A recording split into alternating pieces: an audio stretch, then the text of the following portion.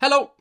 So today I'm going to be talking about Demon Copperhead by Barbara Kingsolver. Released in 2022, this is the second book from the Women's Prize for Fiction shortlist that I have read. It is also the first Barbara Kingsolver book I have ever read. And this book has just won the Pulitzer Prize for Fiction for 2023. It was the joint winner along with Hernan Diaz's Trust. The themes in this book are vast. We have class, substance abuse, addiction, family, art, structural poverty, and probably many, many more that I have missed. This is an epic book, coming in at around 550 pages. It is a dense story following a character called Demon Copperhead. Originally named Damon, but in his community, everyone gets a nickname, and his nickname stuck.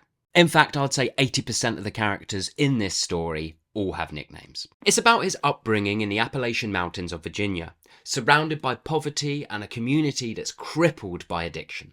Set in the 1990s and into the early O's, we follow Demon as he becomes an orphan, his time in foster care, and his struggles to survive, and figure out exactly what it is he wants from life. Demon has so many lows in this novel, so many battles that he's up against, but it also does have some highs. Most of those highs come from his friends, his found family, or his family that's kind of been thrust upon him. This story is just jam-packed with so many characters, and I mean jam-packed, and they are all so well-rounded, so engaging, and just felt so incredibly real. The novel's main narrative arc, alongside Demon and his upbringing, is addiction. The Appalachian Mountains were considered ground zero for the opioid epidemic. The excellent TV show Dopesick was an eye-opening watch for me last year. The TV show follows the birth of Oxycontin and its effects on working class families, working class communities. It follows every aspect of Oxycontin, from the people who made it, to the people who pushed it, to the communities that it affected.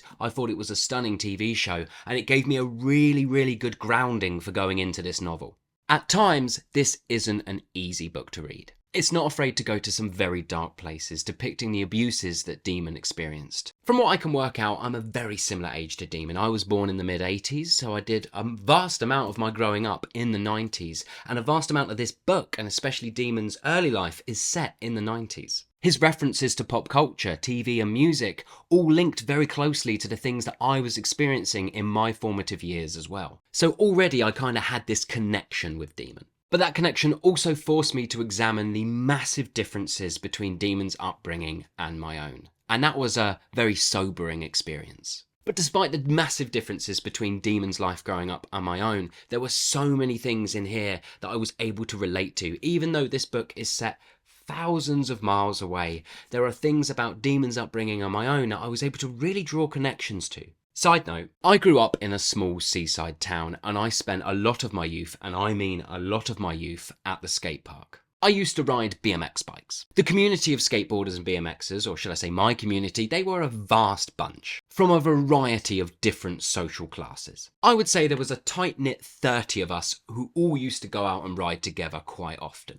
And everybody had a nickname. I mean, everybody. In fact, to this very day, there is around 6 guys that I used to ride with, and I still have absolutely no idea what their actual name is. Now, out of those 30 guys that I used to ride with, there was 11 of them who were in foster care. Now, we didn't really discuss things like family life when we were out at the skate park. We were there to just ride, do tricks, have fun, support each other, have a laugh. That was the kind of community we had. There were no moments where I was sitting down with anyone and having a heart-to-heart. It just wasn't like that.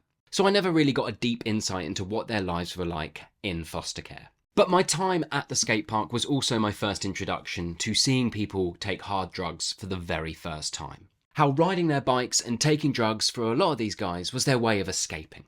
And I never really thought about why these guys might be taking hard drugs at such an early age, or what they might actually in fact be trying to escape from. What might be happening in their home lives, or why they might spend so much time at the skate park. And reading this book has opened up that thought process for me. It's taken me back there. It's made me think about the guys I used to ride with and possibly what they might have been going through.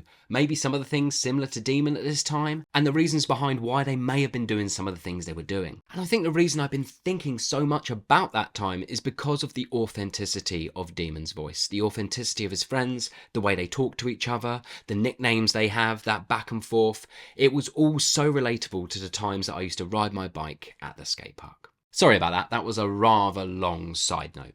But of course this is a work of fiction and the characters are heightened somewhat. They're quirky, they're eccentric, which ultimately alleviates some of the darker themes within this book. Otherwise, I think a book of this size with everything that happens to Demon, it would have just been too overwhelming as a reader. And jumping off of the back of that, this book is really funny. I know I've made it sound like it's all doom and gloom, but it's really not. Demon is a very funny protagonist. Barbara Kingsolver has said that she structured this book around Charles Dickens' David Copperfield. Now, I knew very little about David Copperfield going into this book, but I have seen the 2019 film with Dev Patel, but I really can't remember much about it. But I can tell you one thing, I don't think you need to know anything, and I mean anything about David Copperfield to appreciate this book. But I did decide to do a tiny bit of research, and I was chatting with Greg from Supposedly Fun, and he told me a few things about the structural connections that are there between David Copperfield and this book. Apparently Charles Dickens always said that the favourite book he ever wrote was David Copperfield, because the story of David Copperfield is his story.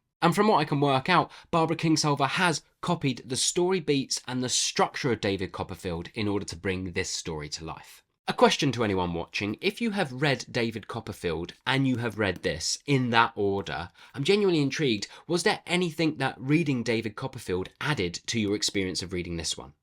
I'm just interested. Now I understand I haven't told you much about the story and the plot beats of this book. And that's for a couple of reasons. Number one, this book is massive, it's epic, and it would just take too much time. And number two, without being inside this story, without being inside Demon's head, telling you those plot points wouldn't give the weight that those turns deserve. So I've decided to keep it deliberately vague. Or I'm just being lazy. So, what did I like and what didn't I like? What I liked, a lot. The pacing and the writing is stunning. Barbara Kingsolver's prose is just superb. It is rich in details without overpowering the pace ever. And structurally, the book is solid. I loved the characters. Oh man, did I love the characters in this book. They were so well-rounded. They were flawed, they were funny, they were evil, they were nasty, they were just so beautifully brought to life. And Demon, as a protagonist, is an absolute triumph. He was so beautifully balanced. He was forced to become an adult before his time, but we can see that kind of juvenile nature in him, sometimes trying to break through. But what he's had to deal with, what he's had to survive, has forced him to be an adult. He is so flawed, but he is also so incredibly hopeful. His trajectory, his arc across this novel is fantastic. I love how Kingsolver weighted the politics and themes within this story. It neither glorifies nor condemns its subject matter. It also never overpowers Demon's story. The ripples of substance abuse almost pulsate in the background throughout this novel. Getting bigger and bigger, we're slowly but surely starting to feel the effects of this opioid epidemic as Demon's journey continues. We're feeling the effects this crisis is having on his community until it is too late. And that's when we get the emphasis on what's been pulsating in the background on the page, where it takes over the story, it takes over the community, and it takes over Demon. It was just expertly done. Bravo, Barbara Kingsolver. Bloody bravo. What didn't I like? Do you know what? I don't think there's anything I actively didn't like, but there are some things. You know when a character is so well written that you can kind of predict how they're going to react, what they're going to say, or what they're going to do in any given moment? There's probably a literary term for that I just don't know. Well, I kind of got that thing with the plot of this book. I found it incredibly easy to predict where this book was going. I would say about 80% of all the plot beats in this novel, I predicted. It just didn't really surprise me. But it's not necessarily a negative that it didn't surprise me. I think it was just so well written. I was able to sort of predict where it was going, what was happening, because everything was signposted, everything was foreshadowed beautifully. I had such a connection with these characters and with this community and what was taking place, I could kind of guess where it was going. But yeah, if you were to ask me what is the one thing you think that could make this book even better than it already is, I would say a few more surprises within the plot. But that did not take away from my enjoyment of this novel at all.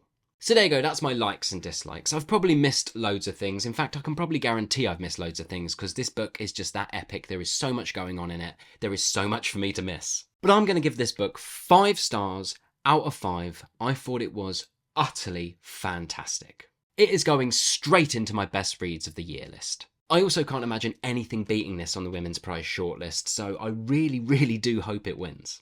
I do hope that winning the Pulitzer Prize for fiction hasn't stunted the chances of this winning the Women's Prize, or any other prizes for that matter. I know that these different prize panels and all these different things like to award new work and they like to mix things up a little bit. I do get that, but I don't know. There's a part of me that just wants this to sweep it. I think it's just utterly excellent. Have you read Demon Copperhead? If so, what did you think about it? Did you love it? Did you hate it? Please let me know in the comments below. And as always, I want to thank you so much for watching. I hope you're well, and I'll see you all on the next one. Bye.